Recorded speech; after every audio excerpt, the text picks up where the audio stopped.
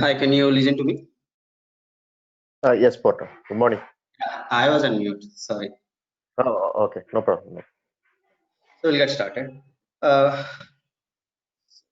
Before we get into the OM templates, yesterday we were not able to see the Kubernetes dashboard, right? Okay. So let me log into portal.azure.com. There is a reason for that. It's not any issue from our side. So our Kubernetes is Purna AKS, and the version is the version we are using is 1.14.8. Okay, so how we are trying to open our Kubernetes dashboard? So we used a couple of commands, right?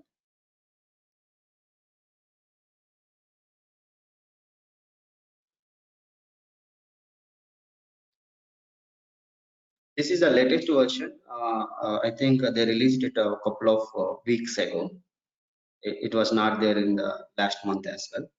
So we basically use AZ AKS get credentials space G, our resource group name space, and then -n and our because we are opening the dashboard from the command prompt, so we need to first get the credentials of our cluster, so we get it,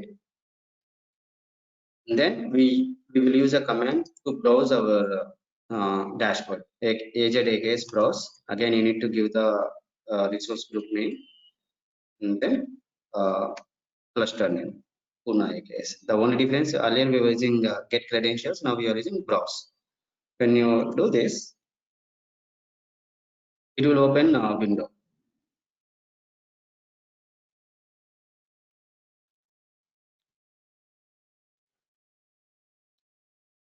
So this is, instead of a UI, it is showing some JSON output here. Guys, I explored this issue, and this issue is not related to our commands or something. This is related to the 1.14.18 version, and I see already many people raised an issue with the Microsoft Azure support as well. Okay, so I think it is released a couple of weeks ago. So last month we used it, there was no issue. So guys, when you are using when you are creating your own cluster, right, instead of creating let's go, instead of using 1.14.88, which is the latest version, we can go ahead and use uh, the previous version, and you follow the rest of the other things as is. There is no difference. Okay, so we create a group, and when you're selecting the cluster version, right, you will, so 1.14.8 Kubernetes version, don't take it, take the older one, 1.14.7. okay, take that one, and other ones are preview. Whatever is preview, don't take it because they are not stable. Go ahead and take the 1.14.7. okay, I already seen the issues raised with the Microsoft. Okay, so we can't do anything about it. So if they released any issue, then I will let you know, but I don't think it will be immediate. So what I suggest you, when you're creating a cluster, instead of 1.14.8, take the older version, little older one version big. Okay, so that's the issue that we seen yesterday. Only the dashboard is not working, rest everything is working because we already seen the API as well. Okay, today let's get into OM templates. So is it a Docker file which shows weather forecasting information, or ASP.NET welcome page? Yesterday, No. So we created a Docker file. I didn't get you. This, no, the one what I shown you. When I open the Kubernetes dashboard, I should be seeing a UI with all the different options to see my pods, to see my services, etc. Since the dashboard was not available, what I did, I went to my PowerShell and tried to use all the commands like kubectl, get pods, etc. So if I'm having UI, I don't need to use all these commands. I can straight away see from the dashboard. Okay, but that dashboard is having issue from the cloud vendor itself, not from us. Okay, and many people already raised this issue. This is the latest version. Okay, so I suggest you go with the little previous version to create your cluster. Okay, instead of 1.14.8, you use other version.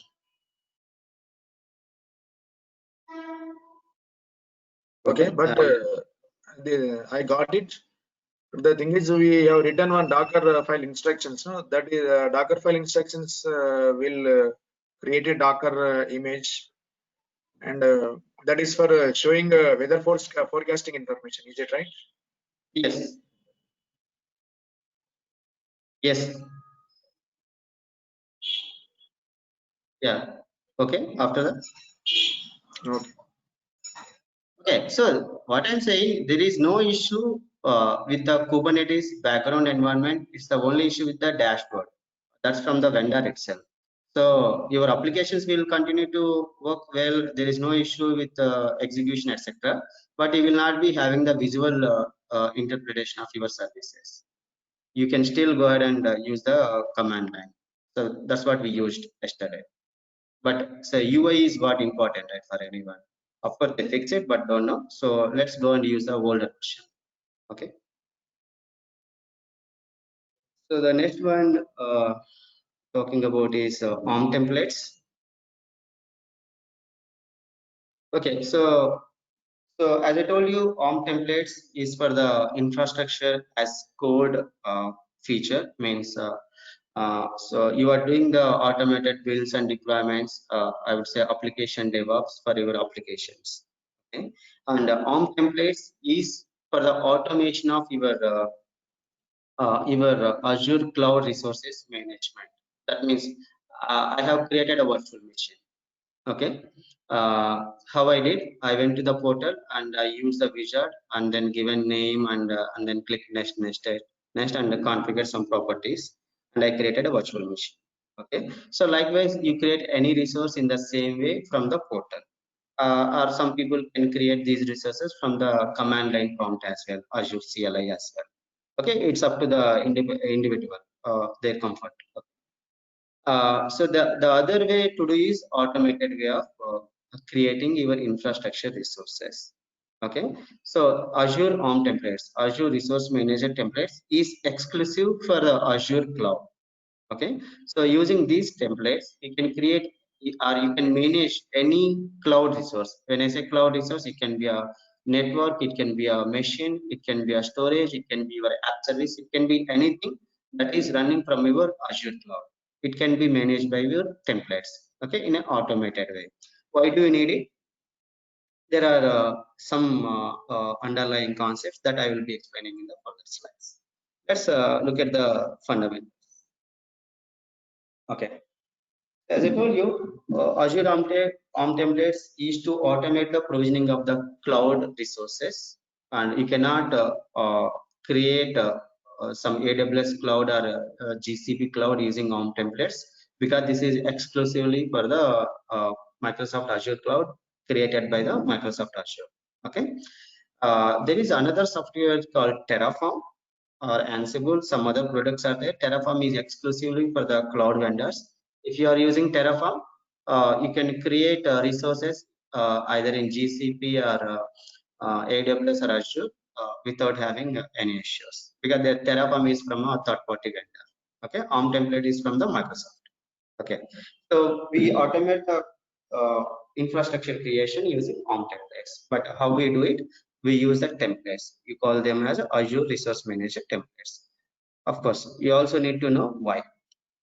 The first thing, consistent design. That means, let us say you are having, so in the demo classes we talked about, one of the reasons why people are running behind DevOps is infrastructure inconsistency as well. That means when you deploy your code in your dev environment, it works. When you deploy it in the production queue environment, it will not work. The reason, most of the times, it is not the problem with the code, it is the problem with your with the server configuration. Okay, so your dev environment might be using some Windows Server 2012. Your production, your queue environment might be using some Windows Server 2019. So there might be some OS related changes to be done. Okay, why these are all happening? Because different servers are created by different people and given to the development teams or QA teams. Okay, when they are created by different people, obviously they go ahead and create in their own way. One person may create 2016 server, another person created 2019, another person created 2014. There is, even the people tell you in the email that I need this server with this configuration, still they do the mistakes because this is a human intervention. I mean, there is always possibility for the mistakes. And it's not only about the OS configuration, it's also about the size of the server as well. People ask for a 16 GB RAM, but infrastructure guys gives you 8 GB RAM. Why? This is not intentional most of the times. It is most of the times it's a lack of time to look at the details that are given. And also design means network design. So what servers to be in what virtual network, what servers to be exposed to the internet, what servers not to be exposed to the internet. So these are all the design related stuff. If you are doing it manually, people cannot follow the design given by the infrastructure architect properly. If this is using automation, that the automation will be done as per the design given by the infrastructure architect or data center architect. This is one advantage. The other advantage, governance. Let us say if people are creating machines or any other resource manually, basically they need to give only 8 GB RAM, but by mistake they may give a 16 GB RAM.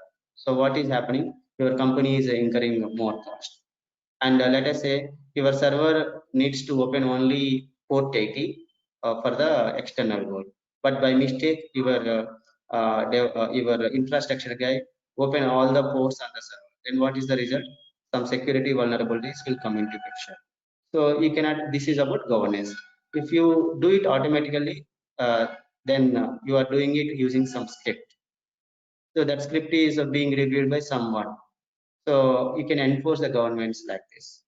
And so now you managed, you created and you enforce the security, etc. But whenever you, I mean, let us say your servers, let us say in the dev environment, your servers are being used only in the working hours. Let us say from 10 to 7 or 8. But those won't be used in the night time, right? But still your servers are running. Means your companies are running with more cost. So if it is a manual, people need to spend every day additional time. That's why they don't delete the machines. They keep it running all the time. Because of that, your infrastructure cost is increasing on the cloud. So if you are using automated scripts, of course, when you have a script to create the environment, obviously you can create the script to dispose the environment. That means to delete the environment. So what happens now? People can schedule the scripts. Okay, at 7 o'clock, delete the environment, and they schedule another script to create the environment. So let us say they trigger the script at 8 o'clock. In 20-30 minutes, all the infrastructure will be created. By the time developer teams come into office, the environments are ready without any issues. So that is another environment. Because another one is time to market. So let us say people take weeks and weeks to create a production environment, a dev environment, because they have to follow manual things. They have to look at all these security configurations or OS configurations, etc. If it is already designed and is available as a script, they just need to go and run the scripts. This is one-time effort. Okay, and finally compliance. Of course, you are applying all your security things and then sizing things, everything in the script, then you will be adhered to any compliance requirements from the company. What are the scenarios for using this infrastructure as code way of working or automated way of creation of your infrastructure resource? One scenario is right now, if you see, most of the people are migrating from on-premise to Azure cloud. That means they might be having applications running from their data centers, but because of the cost issues or to reduce the workflows, they are moving to the cloud.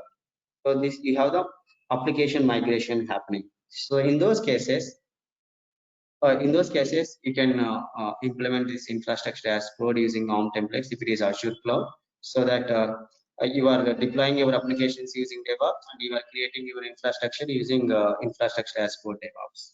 This is one scenario. The other scenario, you might be there will be some bigger clients where they will be having hundreds of servers and firewall rules and network rules to be implemented, and they might have a tons of teams using Azure Cloud. For those people, they cannot go and do this environment creation on the cloud manually, because whatever the advantages we seen earlier, all these things will not be available to them.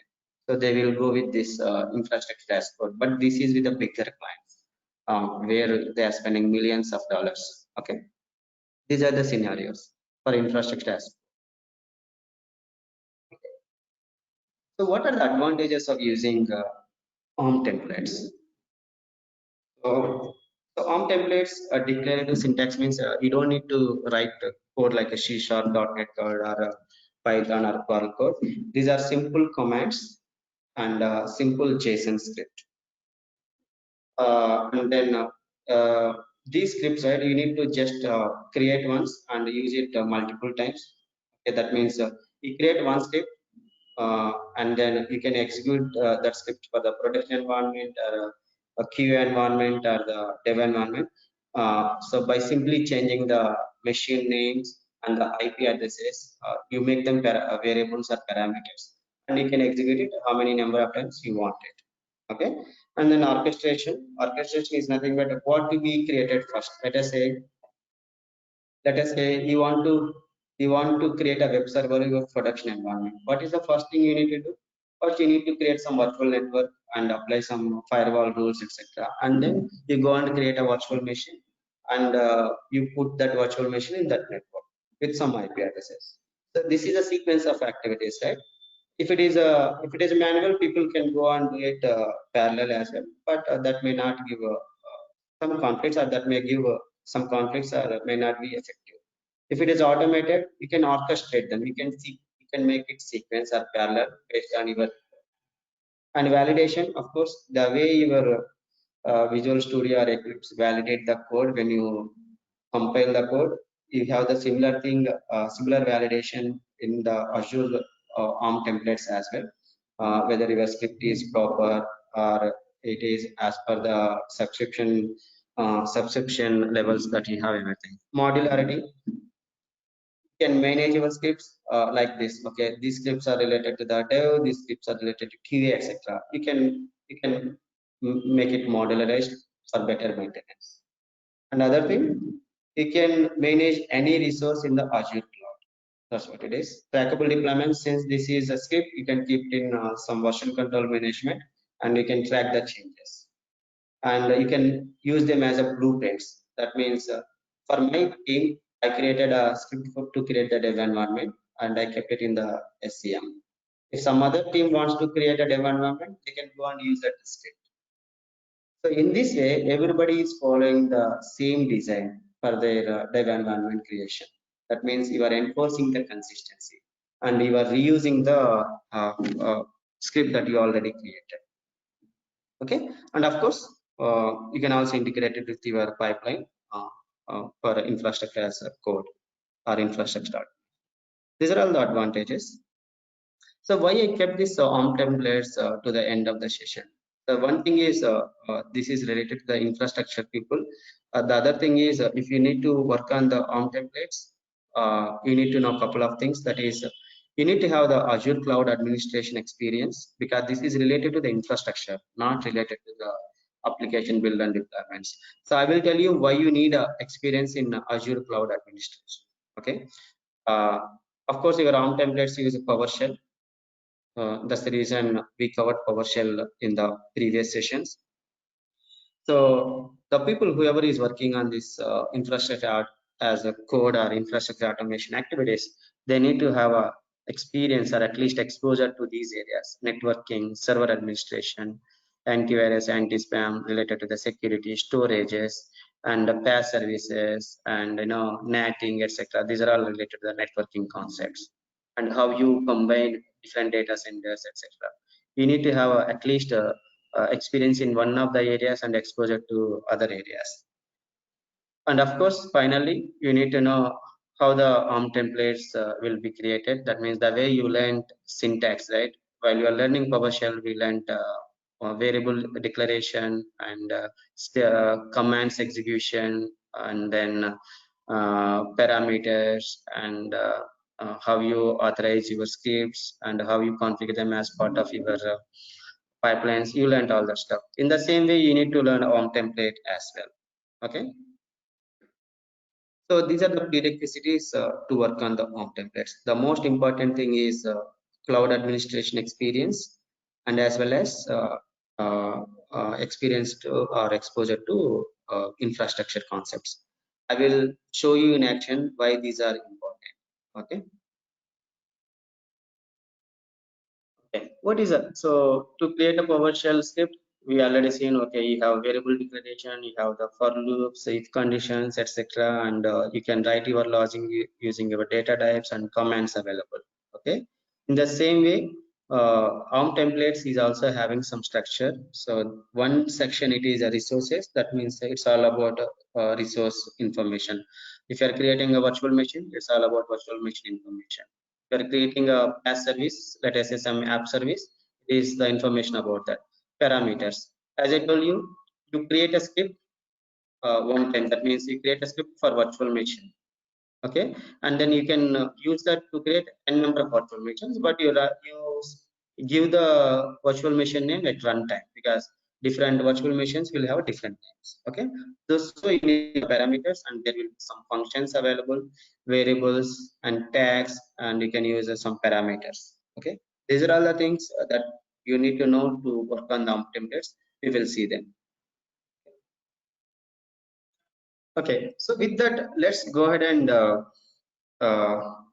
work on some sample ARM template. Guys, as I told you, this is a fundamental session. Infrastructure as code is a separate activity, and you need in-depth experience, or at least a good amount of experience in infrastructure areas. So first, let me go ahead and create one app service, and show that by correlating with your ARM template. So what is an app service? Let's go to, just guys, give me a second.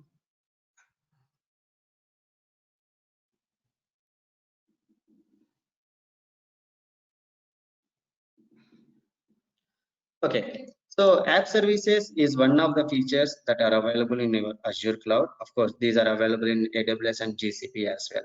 So what are the purposes of these app services? So far, we've been deploying your applications to some servers, right? Virtual machines where you have IaaS and you do some configuration on the IaaS or the operating system. And we also deployed our application to the Docker, which is running from the Kubernetes environment. There is another way to deploy your applications, that is app service. That means when you are using app service, you don't need to maintain your virtual machines. You don't create your virtual machine. Okay, so this is almost like using your Azure DevOps. Right now you are using Azure DevOps, right? You did not install this software on any one of virtual machines or any one of your servers. You straight away logging into the dev.azure.com with your credentials, and you started doing the DevOps for your application.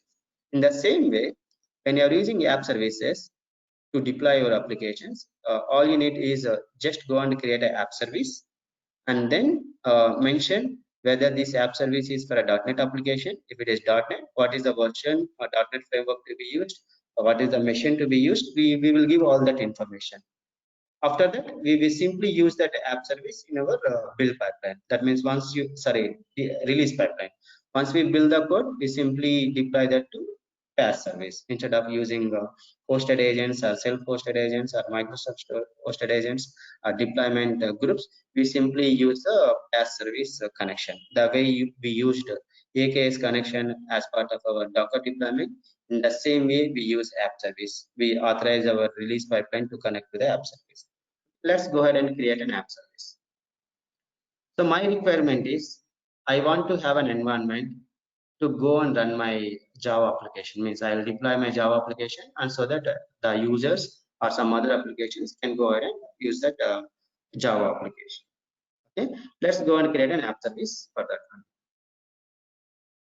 This is related to the Azure Cloud Administration. Basically, this will be created by the cloud administrator and will be given to the DevOps engineer to deploy their applications. But anyways, I'm just covering the fundamentals of ARM templates. I just want to create this PaaS service in front of you from the portal, and we can create the same thing from the ARM template as well. Okay. Now, when we are creating a PaaS service, and this is for a web app creation, a web app deployment. So of course, you need to select the demo group, resource group. My resource group name is demo group, and then you have to give the name for your PaaS service. I would say Java demo app service. You can give any name. Okay, and this is the URL. Basically, Java demo app service.azurewebsites.net will be the URL of your application. And now, what is the next thing you need to mention? Are you using your regular code to deploy your application, or are you using a Docker container? I'm saying I will be using code only. That means the way we are using our .NET code in the repos and deploy them to the virtual machine. So I will use code. Okay, and then you need to select the runtime stack. Okay, if you are using .NET, what is the version of .NET? ASP.NET 4.7 or 3.5? If it is .NET Core, what is the version? In the same way, I just want to demonstrate some Java application, and that Java application will be using Tomcat 8.5 as a web server. I just simply select the web server. Okay, and then after that, you need to select the operating system. You want to deploy this, you want to have some Windows machine or Linux machine. Okay, Linux machine. And of course, you need to give the region. In which region you want to have this machine? I say Central US. That's okay. Okay, and then you know the size of the machines that can be used. Okay, let it be the standard size here. And there is some plan here. Let it be like that. And next, monitoring. Okay, I said okay. Demonstration. I'm not enabling the monitoring. Say no. And then tags. You can give some name.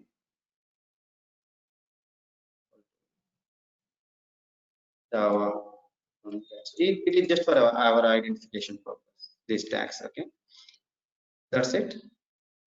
Review and create. First it will review if our since whether we are having permissions to create these resources. The template is not valid according to the validation procedure. See for more details what is this. Let me see it.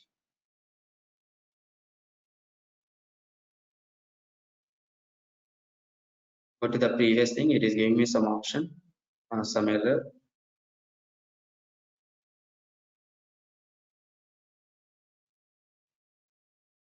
I need to go to the previous. I click done and then create. Previous mistake I did. This is correct name, and then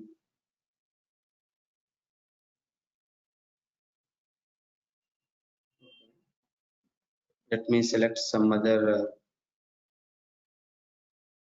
Since we are using free, there might be some restrictions.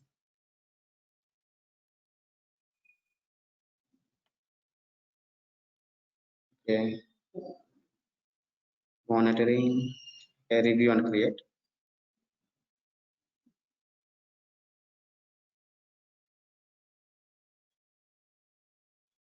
Okay, validation is successful now.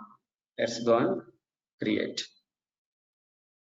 I think it's related to the location. I selected Central US. Probably I do not have a permission for my free subscription. Might not have permission to create app service in that location. Okay, so this is how you create a PaaS service or any virtual machine, right? You will go ahead and select a number of options from the drop downs, or you give some data in the text boxes like names, etc. So these are all easy to use, right? Next, and give the options. Of course, if something is not correct, it is obviously giving you the error information. You can go and correct them to create your resources. Okay. Now, if you want to do it in an automated way, you need to know, you need to configure all these things in your scripts. Since it is a wizard, even though you don't have any experience or exposure to your infrastructure, you will be able to simply create it. But if you are doing it in automated fashion, you will not have any wizard to create it, right? All you need to do is you need to go and create your scripts in sequence using all these uh, options. Of course, let us say the location here, it is right now West Central US. This is a user friendly name, right, that we are using from the drop down. But in the background it will be having some underlying code. It will not be a user friendly name, it will be having some code internally. When you are doing it in automated way, you if you use this user friendly name, it will not work. You need to use the relevant code which is in the background. So for that, again, you need to know many commands, or you need to know all the administrator actions to understand what is the relevant code for the location, what is the relevant code for the app service plan, and what is the relevant code to give a tax, etc. All these things you need to know. Without having Azure Cloud Administration experience, you will not be able to create. Of course, you need to learn and do it.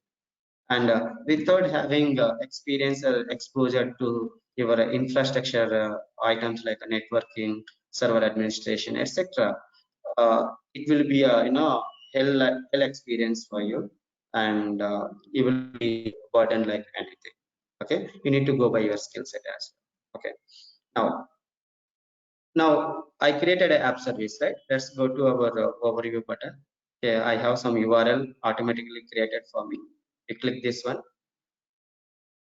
So I got some home page. So this is like when you create when you install IIS, when you browse it, you will get the local host, right? In the same way, you get this home page. That means your app service is up and running. The next thing is you have to go and deploy it. Okay. So this is a manual way of creating your app service. In the similar way, you create a virtual machine as well by giving a different information. Okay. Now, how do you create it automatically using ORM template? Okay, guys, I'm not going to create it from scratch. I'm going to use built-in templates because to reduce my time, but I will be explaining all the template so that you will be having comfort. How do you create an ORM template project? You go to the Visual Studio, create a new project, and there will be a project type called Azure Resource Group. If you don't find it here, you can simply search here. So Azure Resource Group, you will have both C# and Visual Basic. Don't worry, it's not we're not going to use any C# here. Okay, so you select the Azure Resource Group, next, and then give some name.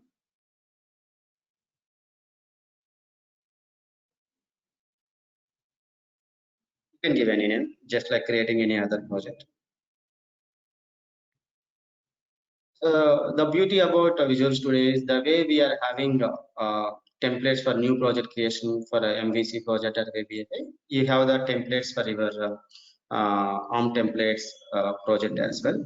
So I'm not going to select any one of these complex because it will incur a lot cost for me, scale set, etc.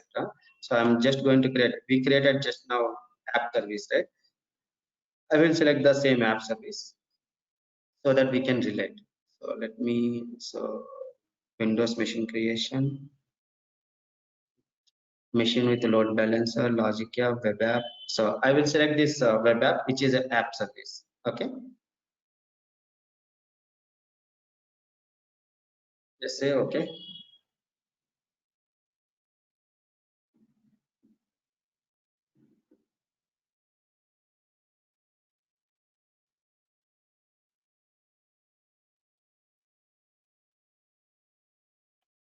It's creating. Let's give it a minute.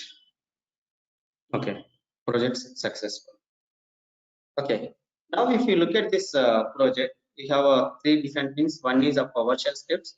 Deploy Azure Resource Group.ps1. PS1 is nothing but your PowerShell script. So you have a lot of script already generated for you because you selected a template to create a PaaS service. We have a lot script generated for you already. Okay, and this script will be using these files, website.json and website parameters.json. Parameters is nothing but to give your values at runtime. Okay, you define the parameter name here, and then website.json, it contains all the information that is to be provided to create your PaaS service. That means when you are creating your app service from the portal, what you are doing is simply following the wizard, right?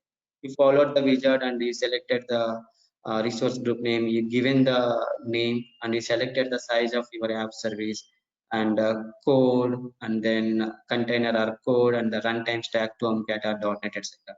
You need to give all those options here as well. Okay, and that is what here. So in just so you have these sections: parameters, variables, resources. Okay, so parameters contains uh, uh, these are the minimum parameters, like what is the size of your app service. That's what I mean. We selected some size from the browser, but internally it will be using these SKUs. You call it as SKUs, the sizes, and then description for your PaaS service and what is the capacity.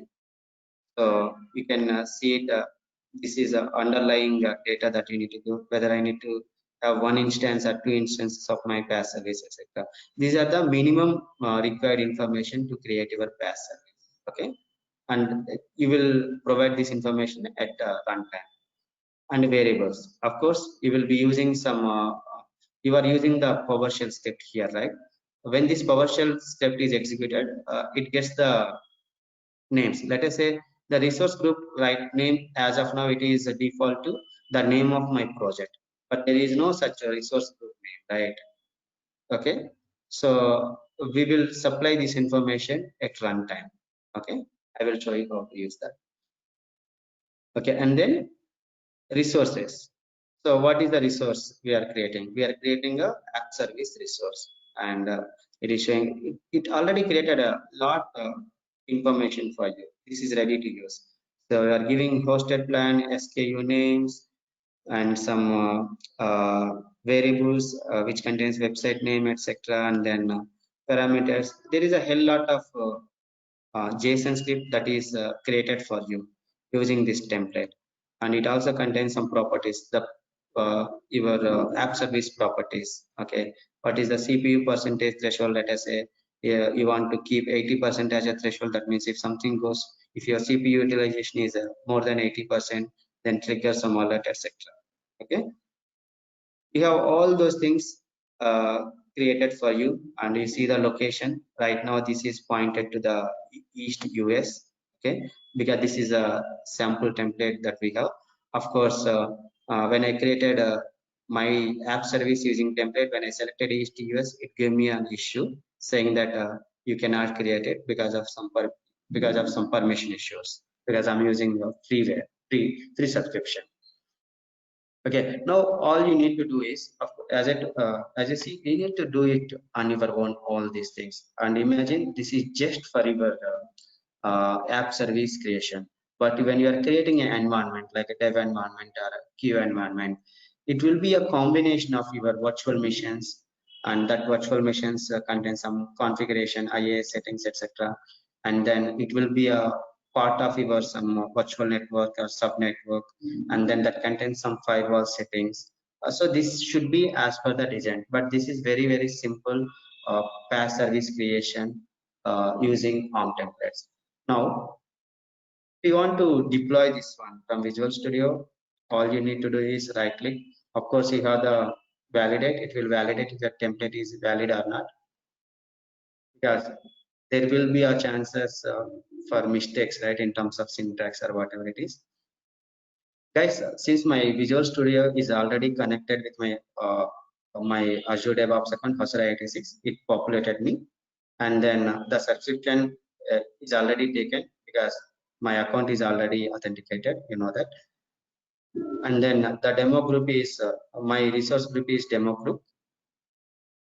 And then the templates website.json is already populated here. And then parameter file, you need to edit the parameters now. What is our posting plan? When we created app service, we given some name. Let's give some name.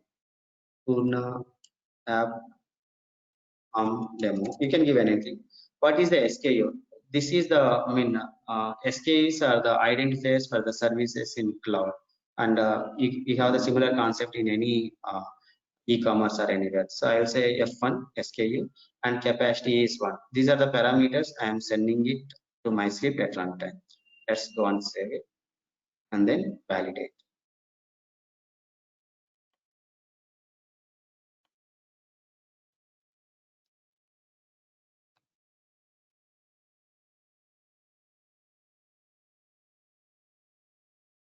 So it is saying template is invalid. Template is invalid. It is saying is not valid according to the validation. See errors for more information. The requested app service plan cannot be created in the resource group. It is hosting Linux apps. Please choose a different resource group or create a new one.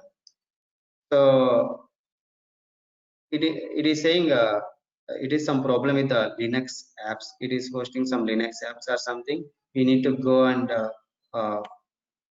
change this stuff. First, you need to know where you need to change it. Let me see. Linux.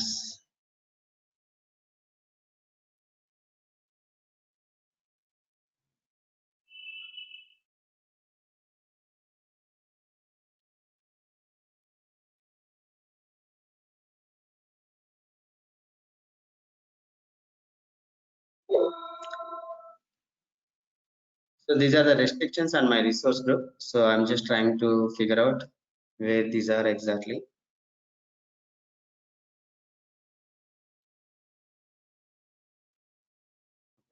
What I do probably might be problem with my, I may not have required permissions, I would say availability of resources for my free subscription. Let me go and delete this Java demo app service. Yeah, so if I have to delete it, will ask for the name. So I'm just going and deleting this plan.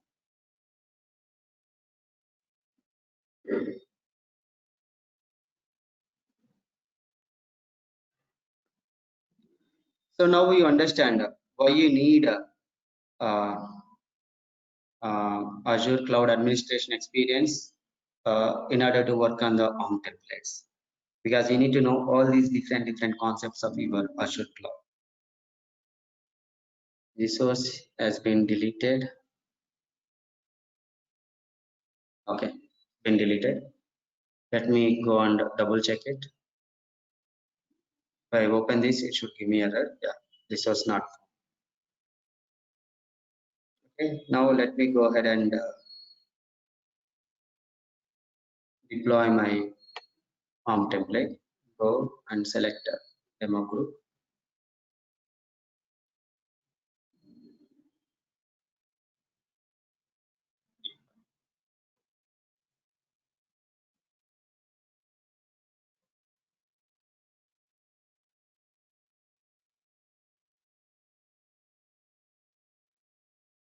So now it is saying template is valid.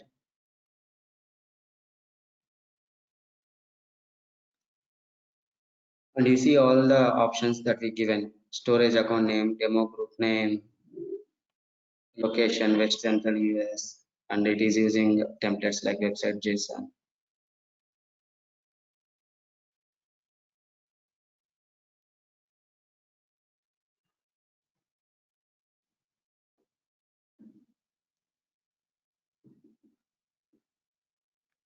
So it will take some time to create it.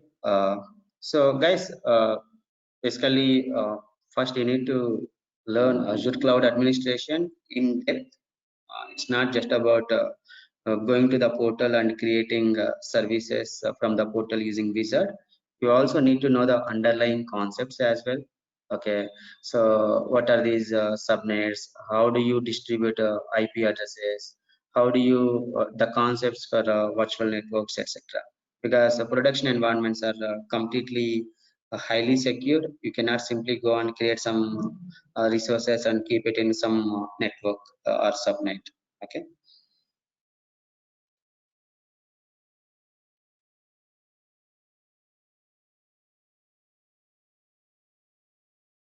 Let me see, create deployment. Is it done? Oh, okay, completed. Successfully deployed template website.json to resource group demo. Okay. Now let's go and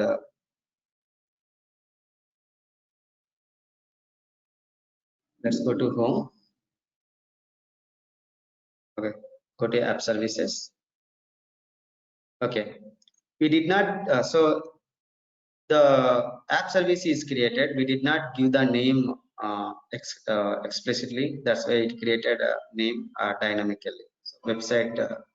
This is the PaaS service that's got created automatically using your OM template. This app service plan name is given Purna app, Purna app.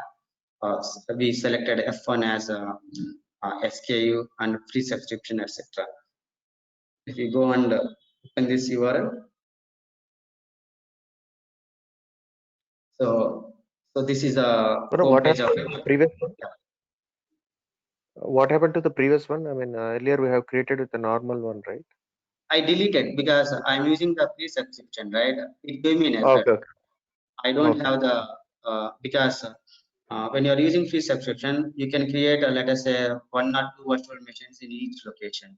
That's the reason when I created other virtual machines for our demonstration, some are in central US location, some are in West Central, some are in some other location, because it gives you some constraint, right? So I deleted and then I ran the template again, and this time it is able to create. Okay, got it. Yeah. Okay.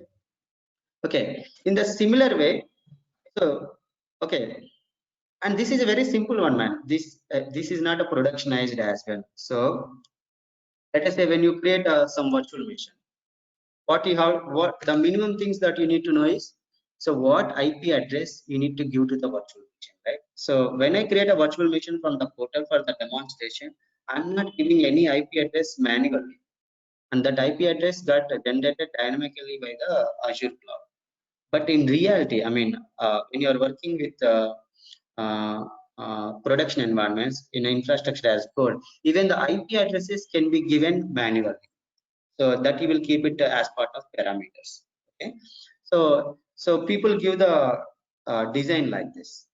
Basically, this is a role of infrastructure architect. They will say simply, hey, is let us say you are creating a environment for a production environment. They will say this is a DMZ zone, and this is a network for the databases. This is a network for the APIs, and you keep some database server here, and then you keep your web servers, API servers here where you deployed your APIs, and then all the front-end applications to be deployed to the DMZ zone here. And then they say simply, hey, open, they say open only, if it is a SQL server, open port 1433, and then between your front-end servers and then your API servers, you open port only HTTP, and they would say your servers is having some more storage, and this storage might be some. So in cloud, you have a number of options to create servers. It can be some LRS, etc. So like this, the infrastructure architects will give the design like this, and all the people like server administrators, network administrators, etc., they will go and take this design and implement it in their data centers, okay, if it is manual. And even if it is on the cloud also, if they don't have this infrastructure as code using ARM templates or Ansible or Chef or Puppet, they will go and take this design, they go and create it manually, all these resources manually, using the guidelines given in the infrastructure architecture. But when it is a automated way of creating the infrastructure, and if it is using ARM templates, then you have to go and implement this design using your ARM templates, basically from your Visual Studio resource group project. Then it will not be simply like 3 or 4 files. Then you might be having a number of folders, okay, and then let us say VNet, and then you will go and create your you will go and add your files. So you can go and create a JSON file and keep your network related configuration here.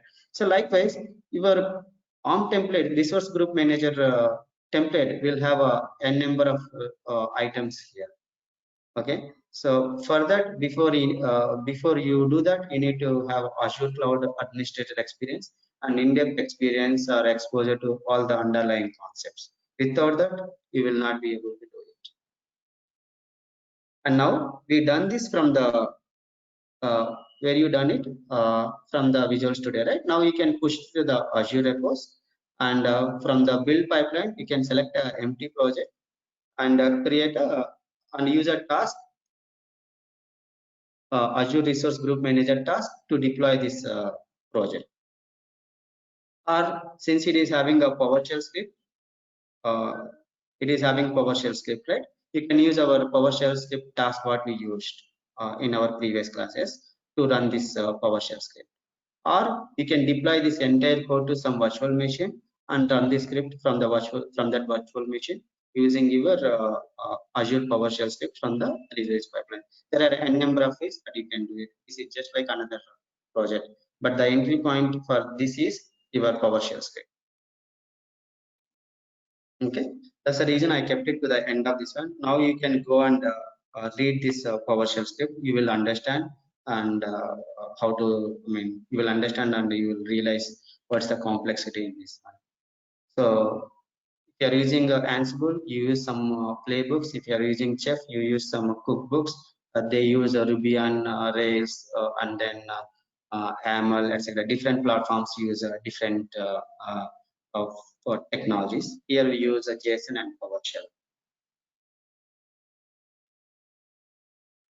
Yes, this is a very fundamental session to your ARM templates. If you are interested in the infrastructure area, and especially if you are working for any bigger clients, and if you think that you have a scope for creating environments in a larger scale, and you are interested in the infrastructure area, then please go ahead and learn the tools like at least a minimum 2 tools like one Terraform, another one Ansible, Chef or Puppet, either one of these.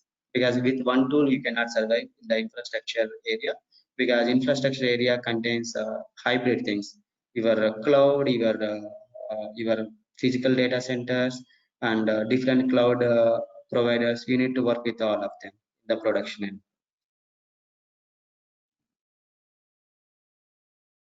So with that, I would like to stop this. I mean, close this introduction to the ARM template session. A huge concept which takes minimum 2-3 months, 2 months, I would say, provided you are having experience in cloud administration and as well as.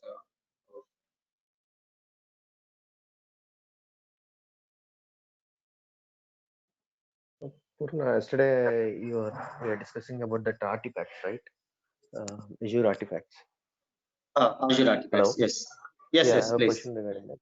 See, let's say we are uploading the artifacts to the Azure Artifactory server. Is there any limit based on the subscription, or do we need to create any separate storage for that to maintain No, the no. artifacts? You don't need to Or is create there any any? storage. The moment you created Okay. the feed, right? The moment you created the feed, underlying it is Mhm. already created. It's required storage. You don't need to do Okay. anything. Okay. And the Okay. limits, of course, it is basically the companies will be using enterprise. Subscriptions. Okay. And also storage is peanuts in any environment, right? Be it Azure or on-premise or AWS. Storage is always peanuts. Okay. If you are spending $1 for your virtual machine, for your storage, you might be spending 0.0005 cents or whatever it is. So don't worry about the storage anywhere. Okay. So what about the cleanup? I mean, like, will Azure will automatically taken care? Like, can we set any, like, okay, after 30 days you can remove those See, artifacts? Or these are your reusable components, right? Let us say if it is a build definition or release definition, that is a just metadata. You might not be right, using it in future. So there you can right. go and put your retention policies. Hey, delete all the build definition prior to 6 months. Delete all the build definition, last 30 definitions, etc.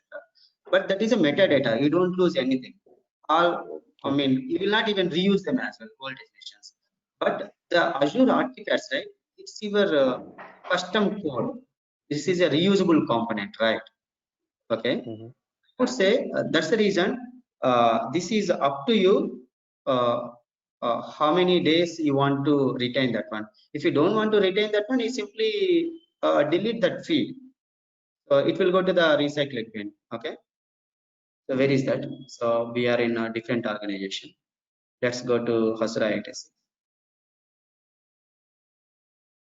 Because when you create a reusable component, you don't have any control on the other teams, right?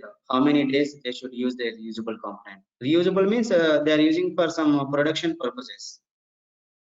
If you keep some retention policy, their applications will fail. So as a standard, that's not the right. Okay. Now you have this one, right? So if you don't want, you can go and delete even the entire feed as well. Okay. You have all those options. So and it will maintain your versions as well. And unlist means it will not be available to your what is the end users. You can do all this stuff yourself. At least I don't see any such kind of requirement for the, let us say, even if you go to the NuGet as well, or even go to the GitHub, right? There won't be any retention policies. So Okay. even if you are using GitHub, what they do, if you are inactive for a year or 2 years, right, they may send you some notification. Hey, you've been inactive for 1 year. Do you want to still? Do you want us to still retain your data? But they don't uh, delete without your consent. Okay. Okay, Okay. because that's your proprietary information, right? Yeah. Okay, so here also, of course, still it looks like you have a not exactly like that, but you have something like this: enable package retention, delete old packages, and by configure retention package will be view will not be deleted. Up to some, it looks like up to some extension, you have some policy here. Maximum Okay. number of versions per package, days to keep downloaded packages, etc. And I guess this is Okay. related to your upstream packages. Maybe you are using some NuGet in your own, etc. Okay, but my suggestion is do not use these things. But that's why I never give attention to this one, because whenever we create any reusable component, there might be someone who is using it for lifetime as well, because it's a reusable component.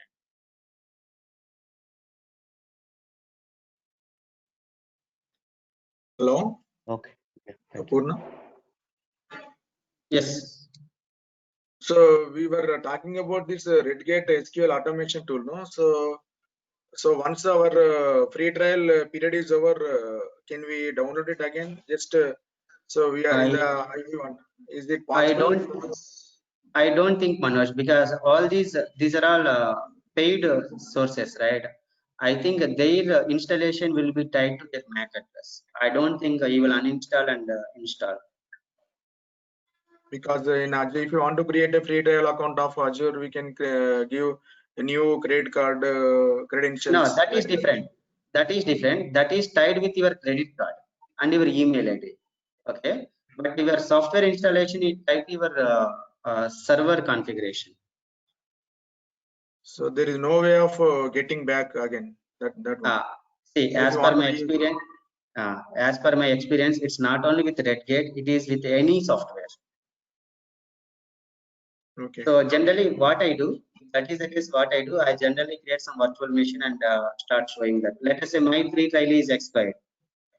Okay, if I don't purchase, what I do, I basically for that session, I basically create some virtual machine and install Visual Studio there and do it, rather than wasting my time and creating removing registries and spoiling my machine.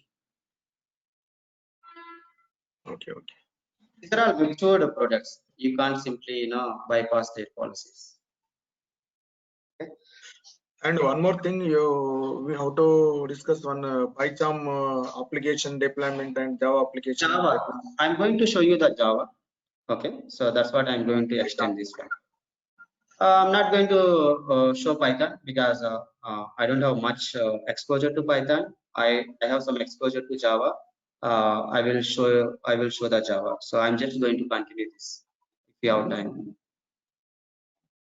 And how many sections are left with us? Only tomorrow, one more session. We are done with all. So we have log concepts, log analysis. So log analysis, it's only the tool that you need to. This is not, as I told you, DevOps, end-to-end DevOps means your requirements management, and then your CI/CD, and then your log management and monitoring, right? So if you remember our classes, you need to ensure that your log management tools are configured for the servers because you deployed the applications. So that's what in the tomorrow session I will be explaining these best practices. I told you that one. So there are some best practices that I need to explain to you guys. That's the reason I said tomorrow we will discuss that one.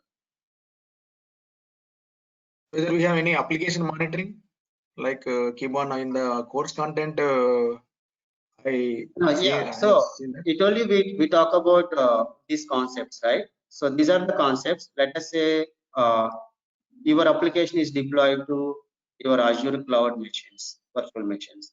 Then you will be using the monitoring tools from the Azure cloud, like Azure application insights. Okay. So as a DevOps engineer, you will not be going to configure it because that is comes under Azure Cloud Administrator. But what you are ensuring, you need to explain the people, whoever is managing the cloud. Hey, these are the servers. This is where my applications are installed, and you will talk about. You will instruct them about some monitoring principles. Okay, that I will be covering tomorrow.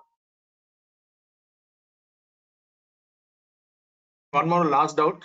That is so will you got this DevSecOps at least introduction? Guys, I am. That's what I said. I'm going to have some session tomorrow that is explicitly on the best practices. DevSecOps is not a different thing. It's a DevOps. See, people give any name. Nowadays, people are coming with Dev Test Sec Ops. You know that. DevSecOps is another. See, it's just extension to your DevOps, but it's not an even extension. It is just a junk term created by the people. So, including security part of your development is nothing but your DevSecOps, nothing other than that. So, I'll be talking about two. So there are some concepts which have to be explained to you, like blue-green deployments, etc. That will be done tomorrow. Okay. So the other one that I talked about it for today is connecting to, let us say, so far we are using source code from our Azure repos to create our build and release pipelines, right? But and we also used Azure Container Registry for the images as well. So the other one you have is other concept is the people might be keeping their might be using GitHub or Bitbucket for their source control management, but they want to use Azure DevOps for the build and deployments. So that is another scenario that you will have. Okay, so that I'll be showing now. So guys, do you have some time? I will take another 10 minutes because I don't need to explain the build pipeline. You already know it, but I will show you how to connect to the external repositories.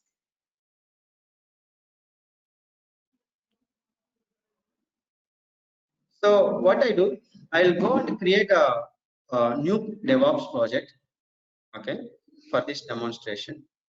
So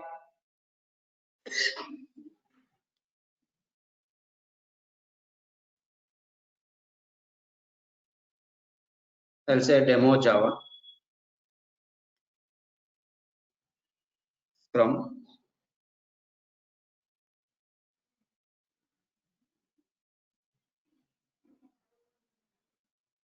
Okay, so now I'm not going to keep any code in my repos because as I told you, for this particular requirement, my code is in GitHub, okay, or it can be in the Bitbucket, but Bitbucket again need to install, so I'm using GitHub.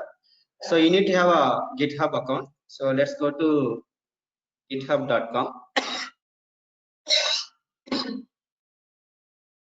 So I already have an account in the GitHub. You can go ahead and create your GitHub account, okay.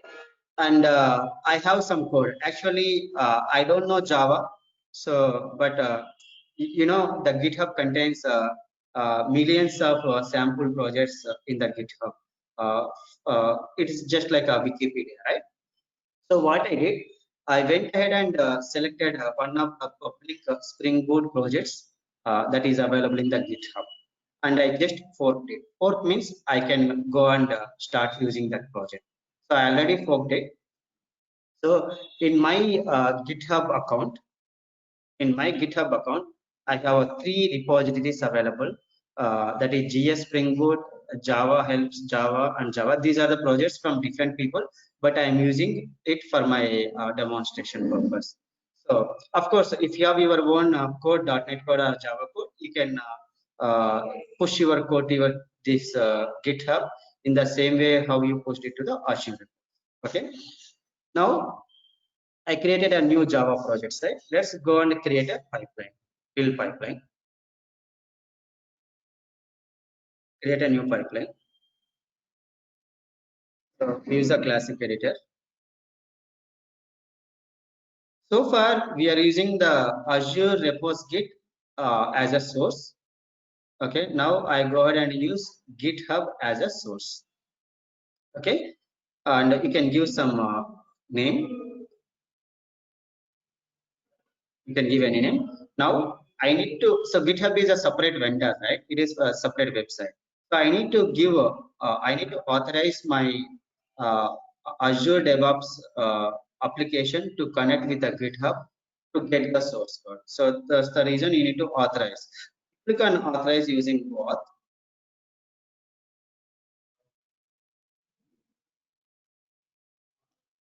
So since I already logged in here, it did not ask me user ID password, but if you want to change it, you can create a new service connection. So let us say GitHub service, authorize using. So you can create and you will give the user ID password, the connection will be created. Now if you expand this repository browse button, I have three repositories in my GitHub, right? If I go to GitHub, so I have all those three repositories now available here. I'm going to select the repository Java GS Spring Boot and select. And what is the branch? I'll continue with the master branch that is available in that location. And this is a Java project. So far, we are using ASP.NET template or .NET Desktop template for the class library. And this is a Java project that is based on the Maven. So if you are new to Java, Java basically for .NET we use MS Build as a compiler. For Java, people use Maven and some other things as also as a build utility. So The selected project from the GitHub is Maven based, so I selected Maven template. Now, so it's a Java, right? By default, it will select Linux version. So Ubuntu 16.04 is the Ubuntu Linux version. Okay, and this is the one what we selected from the GitHub repository, and maven.pom XML. You just need to give the, so in .NET basically it was a .cs project or .sln as a root project, as a root file. Here it is a POM file in Java. You need to get these data from the developers, because as a DevOps engineer you are not expected to know each and every language. So there will be a POM file here. So I'll go to the app. Once I expand app, there is a POM file. I'll select this, and then I will just leave the other things, this because I'm not running any code analysis or anything. This is the important thing, like the .cs project .sln. You need to select this POM file. Go on save. So this is to demonstrate connecting to external SCM, and this is a Java project.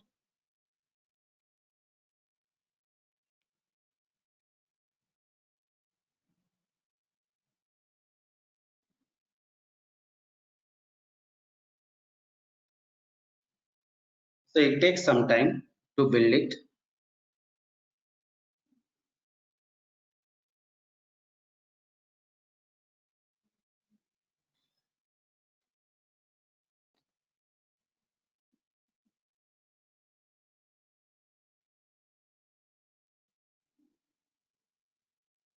Just give it a couple of minutes, a minute or two, it will be complete.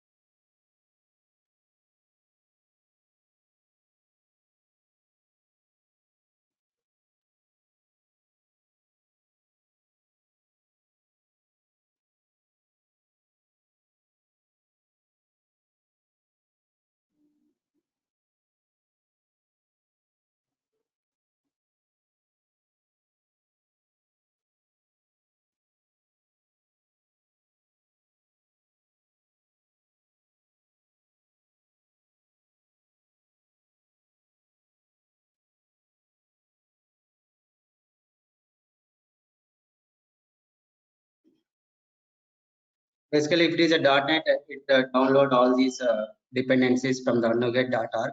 Since it is a Maven, Java, it takes from the Maven.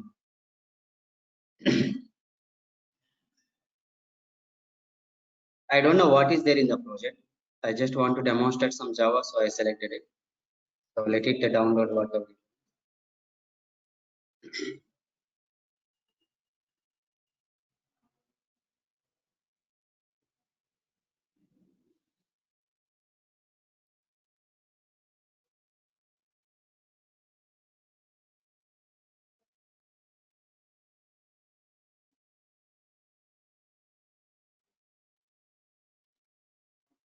This is a API project, Spring Boot. So Spring Boot is similar to MVC in .NET. So this is a API project. So in Java, API projects are like jar files, and web applications are WAR files. There are some concepts there in Java platform. So this basically generates a jar file at the end of this compilation.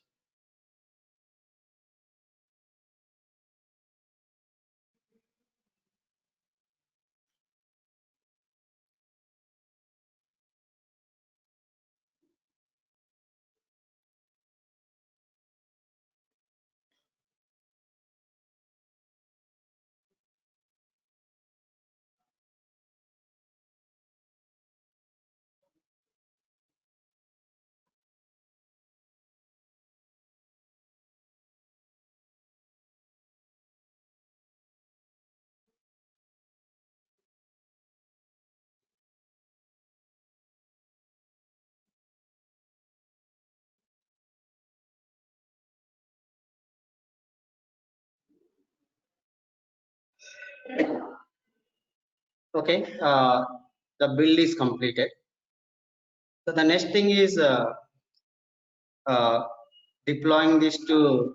So I'm not going to deploy this to a virtual machine. So I'm going to deploy this to a PaaS service. We created a PaaS service, right? In Azure Cloud, we can deploy this app to the PaaS service. So when you are working with a cloud related application, right? Some applications may run from the PaaS service. Some applications may run from the virtual machine. We will have all these different scenarios. So we covered already those scenarios. Now we will cover the PaaS service. So this covers connecting to your external SCM and deploying to your PaaS service. And we already seen Docker deployment and our the mostly used and traditional way of deployment to the virtual machine or the physical. Okay. So the next thing will be creating a release.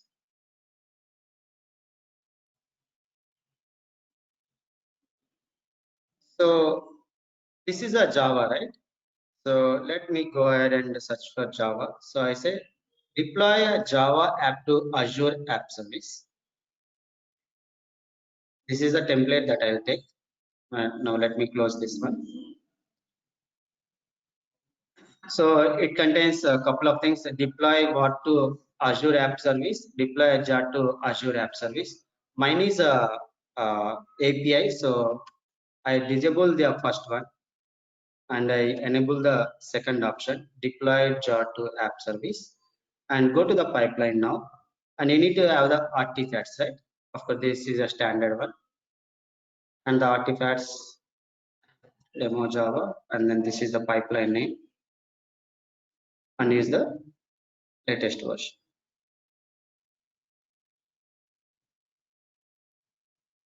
So when we are using Azure Kubernetes, we authorize the build pipeline to connect to the Kubernetes service, right? In the same way, we need to authorize here as well. So stage, let's go here. The Azure subscription, let's go and so free trial we are using, and now it will say authorize.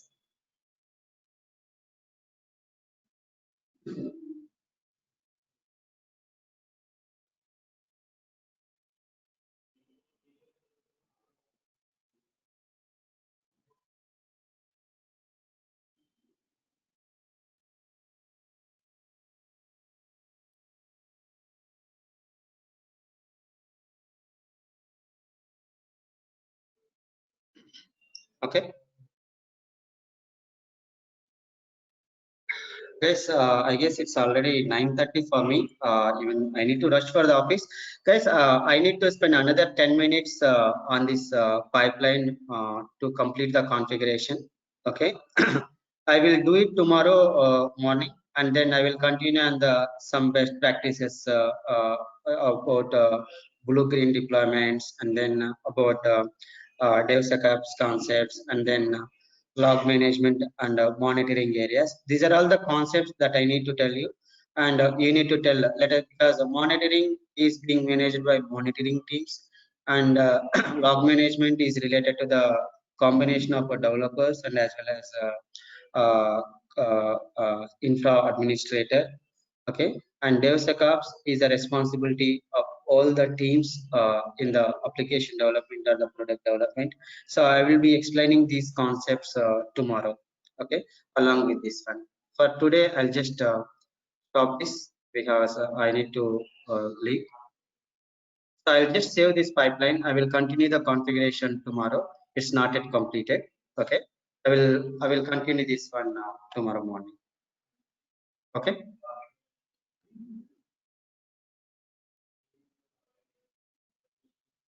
Okay, guys, we'll catch up tomorrow again. So please don't miss the session tomorrow.